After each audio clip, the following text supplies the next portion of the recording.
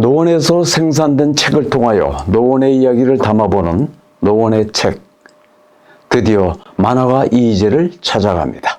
노원구 상계동에 40년 가까이 살면서 작업실로 쓰던 곳입니다. 그런데 한 발 늦었네요. 이희재 만화가는 2년 전 강북구로 이사를 갔답니다. 강북구에 있는 이희재 만화가의 집. 다만 2층 다락방이 이희재 만화의 산실입니다. 안녕하세요, 이희재 작가님.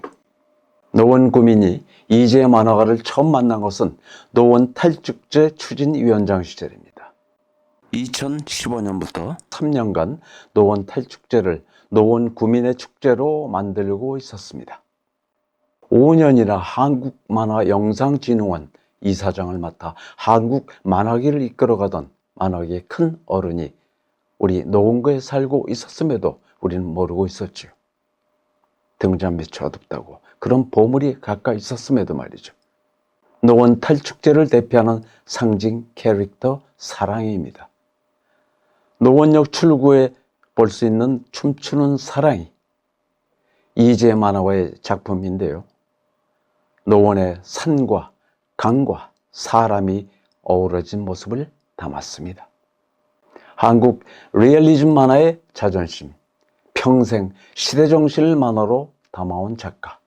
우리가 이름도 모르고 즐겨보던 학습 만화책 한국의 역사에서 보았던 낯익은 그림들.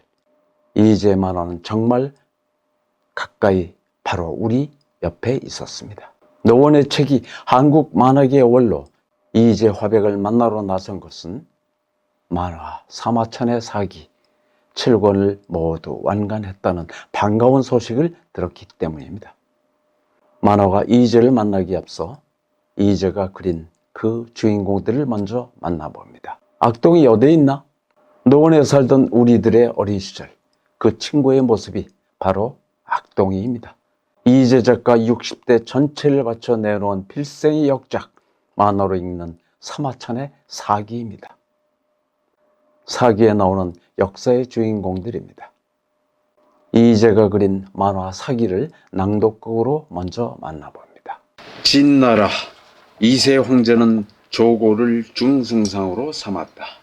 모든 일은 조고가 결정했다. 세상이 내 손아귀에 들어왔어. 이세 황제 3년. 영물이니 조심히 다루어야 한다. 폐하 어떻습니까? 이다지 귀한 짐승을 어디에서 볼 수 있겠습니까? 귀한 영물입니다. 이 말을 황상께 바치겠사옵니다. 말이라니 승상께서는 어인일이시오. 이것은 말이 아니라 사슴이 아니오. 폐하 이것은 말이옵니다. 하하하, 승상의 농담이 지나치시오. 그러면 신들에게 물어보시지요. 여러분, 이 귀한 영물은 말입니까? 사슴입니까? 사슴입니다. 아니올지다. 말이지요. 사슴 같기도. 말이지요. 맞아요. 작고 예쁜 말입니다. 아닙니다, 폐하. 무슨 소리예요, 사슴을? 말입니다. 말이 좀 더 있어요. 폐하, 이것은 말이옵니다. 말입니다, 폐하. 내 눈엔 사슴인데 모두가 말이라니. 내가 병이 들었나 보다. 조고는 사슴을 사슴이라 말한 신하들을 암암리에 죽여버렸다. 신하들이 입을 다무니 실정을 말하는 이가 없었다. 드디어 촬영 준비가 끝나나 봅니다. 만화가 이희재의 만화. 이제 이희재 이야기 속으로 한 걸음 들어가 볼까요? 저는 노원에서는 워낙 오래 살아서 네. 한 30여 년 이상을 살았기 때문에 오래 사셨군요. 인생에서 제일 많이 머무른 곳은 노원이죠. 그렇네요. 네, 뭐 어린 시절 섬 생활이래야 소년 시절까지니까 뭐 15, 20도 안 그렇죠. 되는 이런 거고 그 다음에 광주에서 크고 서울에 올라와서 그 다음에 어찌저찌 하다가 이 노원으로 그렇죠. 상계동이죠. 예, 찾아 들어가지고 상계동의 주변에서 산 게 30년이 넘었으니까요. 오래되셨고. 노원 사람이죠. 네. 근데 또 선생님 하면은 이제 우리가 그 떠오르는 게 악동이 되는 그 캐릭터가 네. 사실 많이 각인이 돼 있거든요. 그 아이코 악동이 이게 뭐 부천 만화 대상 받으셨다고 그러더라고요. 예. 그러니까 원래 악동이는 83년에 태어났고 출발을 했고 83년. 그다음에 한 6년 연재를 하다가 그 이게 쉬게 되니까 또 잊어먹게 되잖아요. 네, 네. 그래서 아까워. 얘가 내가 낳았는데 예. 낳았는데 계속 관리를 하고 좀 키워줘야 되는데 네, 네. 지 혼자 크기 뭐하니까는 좀 쉬고 있었단 말이에요. 그래서 이제 2000년대 들어서서 다시 그 아이코 악동이로 예, 아이코 악동. 새로운 악동이로 이렇게 버전업해서 이렇게 한 거고 그러셨군요. 그 어린이 잡지 개똥이네 놀이터라는 곳에 연재를 했죠. 그러셨군요. 만화가 사실은 굉장히 그 일치월장하는 문화로 이렇게 용솟음 치다가 네. 우리가 5.16을 만나고 이 독재 권력이 60년대, 70년대를 장악하고 하면서 네. 사회 분위기가 경직되잖아요. 네. 그러면서 이제 이 표현의 자유가 훼손을 입죠. 한 30년 그렇죠, 정도. 그렇죠. 제가 그 숨 막힐 때 만화판에 발을 디뎠어요. 그래서 여차하면 통제, 여차하면 예. 제약.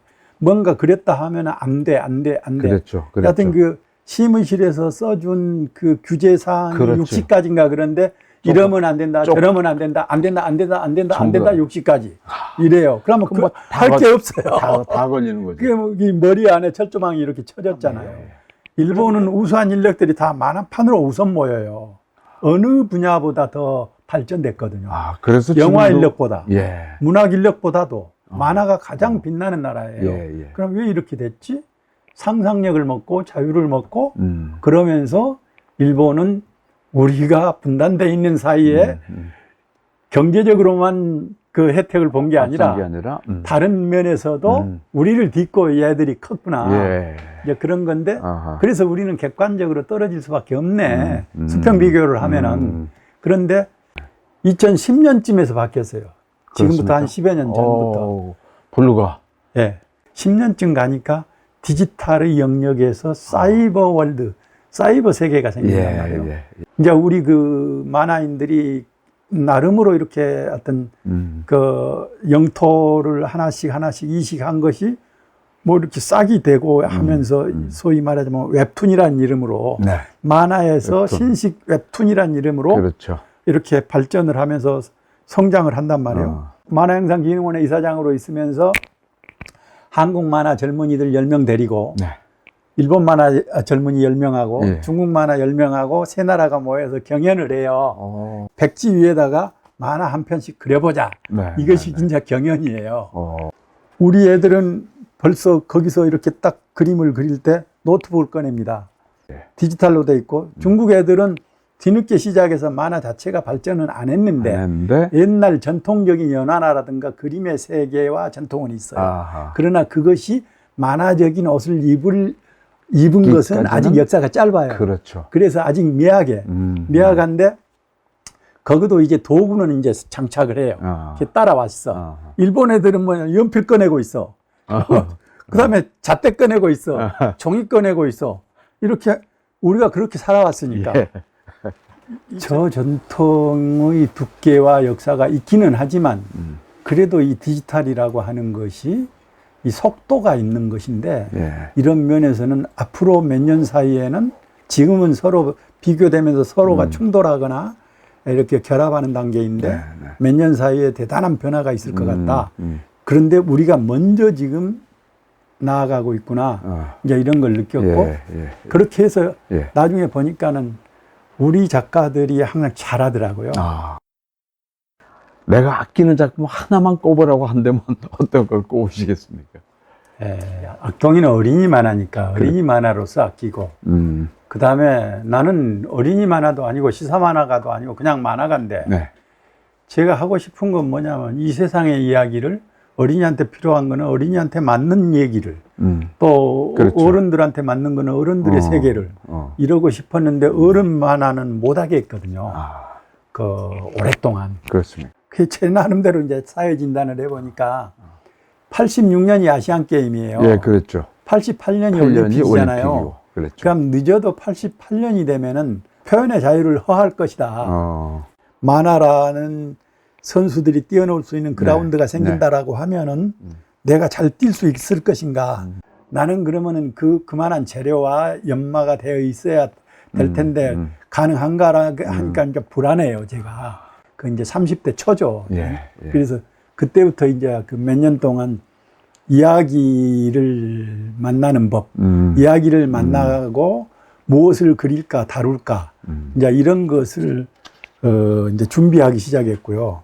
이제 그 만화 광장이라는 잡지가 85년도에 생겼어요. 아, 만화 광장. 광장은 이제 어른의 세계를 그려도 좋다, 뭐 이런 정도거든요. 야. 그 나왔을 때까지 제가 준비한 이야기가 한 40개가 있었어요. 야. 이제 단편 스토리. 예. 그게 이제 제가 그린 그 간판 스타라고 하는 그래서 단편 만화집이에요. 노원을 그린 작품이 있으시죠? 있어요, 하나. 어떤 게 있나요? 그 새벽길이라고. 새벽. 제가 이제 노원에서 살면서 네네. 새벽 3시까지 일을 하고 있으면은 꼭 그 바깥에 뒷문에 그 쓰레기통, 그 쓰레기통을 긁어내는 그 삽소리가 들려요. 그래서, 야, 저 사람은 이 새벽 3시에 저 청소를 하고 다니네. 그냥 이렇게 하면서 안면은 없었어요. 근데 언제나 그 소리가 들리더라고요. 그런데 이제 신문에 무슨 기사가 났냐면은 어떤 청소부 아저씨가 리아카를 끌고 가다가 쓰러져서 이 리아카가 비탈길을 내려가잖아요. 그러면 이제 겨울에는 이 밑에서 이제 그렇지. 이 지렛대처럼 버티면서 내려가야 되는데 이 우기에서 누르는 힘이 세면은 무너져 버린단 말이에요. 그렇죠. 그분이 그렇게 해서 돌아가셨더라고요. 그 기사를 보고 아이고 참 세상에는 이런 분도 계시구나 그랬는데 나중에 보니까 우리 집 청소하던 사람이에요. 그 사람이에요. 하필이면. 예. 그래서 야 갑자기 뭐가 이렇게 콩 치는 게 있더라고요. 그러니까 그런 스토리를 주제로 한 게 새벽길이라는. 그런데 일종의 뭐 사회적 메시지, 고발 메시지도 들어있는. 그러니까 이제 그 청소부 아저씨가 지고 가는 이 리어카, 이 사회적 짐, 이 짐을 저 양반은 이 사회를 청소하기 위해서 지고 가서 치우고 하는데 저 사람이 받는 사회적인 대우, 사회적인 조건은 여러 가지 짝이었구나. 그럼 우리가 보고만 있어야 되는가 하는 이제 이런 메시지였는데요. 그러셨군요. 사마천의 사기를 상당히 오랜 시간 걸려서 완간하신 걸로 제가 듣고 있습니다. 사기에 나오는 그 여러 가지 여러 인물들이 나오는데 꼭 알아두었으면 하는 추천할 만한 인물이 있다면 어떤 인물이 있을까요? 그 중에서도 시공을 초월해서 유구하게 현존하는 사람은 공자. 공자. 제가 공자님 그릴 때 그냥 공자 하면 언능 보면 좀 고루하게 느껴진단 말이에요. 그렇죠. 유교, 공자, 답답, 숨막혀. 뭐 이렇게 생각이 되는데 공자를 잘 모르면 이제 그렇게 얘기를 하더만요. 그래서 저도 이렇게 공자라는 사람의 일생을 따라가다 보니까 공자 키가 서장훈이만 했어요. 그렇게 거인이에요. 와, 그렇습니까? 곰곰이 사역 있게 생각하는 이 사유의 힘이 깊었던 친구인데, 그러니까 옛날에 지금처럼 뭐 얼마나 이렇게 철학이나 뭐 학문이나 인문학이 뭐 다양화되지 못했던 이렇게 짱짱하게 됐겠어요. 그런데 이제 지배자들이라 하더라도 무식하게 짝이 없는데 이거 받아가지고 하는 이런 것이 있을 텐데 어쩌다가 젊은 애 하나가 이럴 때는 참 그러네요 하고 한마디 하면 딱 돌아보면 큰 놈이 뭐라고 하는데 범상치 아니하잖아요. 그러니까 이렇게 두드러졌던 것 같아요. 일찌감치. 범상치 않은 기운이 느껴질 정도로. 거기다가 한마디 이렇게 뱉으면은 이렇게 이목을 끄는 이런 대목이 있단 말이에요. 그런 카리스마가 있었군요. 그 다음에 그 이제 뭐 부모에 대한 효심, 그 아버지가 돌아가셔가지고 그 아버지 묘를 찾지 못해서 어머니하고 이제 합장하고 해야 되는데 뭐 이 그런 과정에서 그 아버지 묘를 찾으려고 이렇게 며칠 동안 그 아버지 시신 앞에서 이렇게 앉아서 일종의 그 단식 시위하듯이 하는 행동들 이런 거 보면은 그런 것을 보고 그 주변 사람들이 같이 그 공명을 하면서 그 공자를 도와서 그 장례를 치르면서 같이 울다시피 한단 말이에요. 그럼 굉장한 그렇죠. 하늘 같은 힘, 그렇죠. 부모를 생각하는 하늘 같은 힘으로 음. 주변 사람들을 감화시키는 능력이 있어요. 아. 그래서 공자가 이제 또 19살 때부터 선생을 하잖아요. 그러니까 얼마나 진짜 희한하잖아요. 청년 옛날에는 학교가 있어요. 뭐 그렇죠. 아카데미가 있어요. 그렇습니다. 그게 어찌어찌 하다 보면은 저절로 이게 선생이 되는 거죠. 그렇죠. 그러고 그 지도자, 세력이 있는 지도자가 자기 아들들한테 자기가 죽으면서 그 공자가 애가 똑똑하니까 너 거기 가서 좀 배워라 하고 자기 아들을 보내고 뭐 이러는 거 보면은 여하튼 그 희한한 거죠. 어떤 그 리더십도 있었고 예, 예. 학식도 풍부했고. 그분은 지금도 그 공자의 정신은 그 생각에서 그치는 게 아니라 그 생각들이 삶에 뿌리 내리도록 아, 할 수 있는 것, 그것이 정치라는 구체적인 정치인의 모습으로도 그렇고 학자의 모습으로든 또는 경제에 의해서든 예. 그것이 사회를 이루는 생각의 바탕들이 사회를 이렇게 이루어야 된다 하는 이런 것들이 깔려 있기 때문에 그래서 공자라는 천년 만년이 가도 네. 공자의 생각은 예나 지금이나 그래, 유효하다 그렇죠. 이런 생각이 들고요. 거기 보면 한 50페이지에 요약되어 있는데요. 예, 예. 제가 이제 아주 그 요약이 좀 부족한 데도 있고 저도 공부를 해가면서 했는데 그렇죠. 제가 6개월 동안 그걸 그렸거든요. 그거 기계적으로 그리면은 보름이면 돼요. 그렇겠죠. 사기를 7권으로 매듭을 지었는데 한 권 그리는데 보통 한 1년 걸렸네요. 그렇습니다. 그래서 제가 7년 걸렸어요, 제가. 사마천의 사기도 읽는 방법이라고 할까요? 그런 거 조언을 해주신다면? 아니, 이제 저는 네.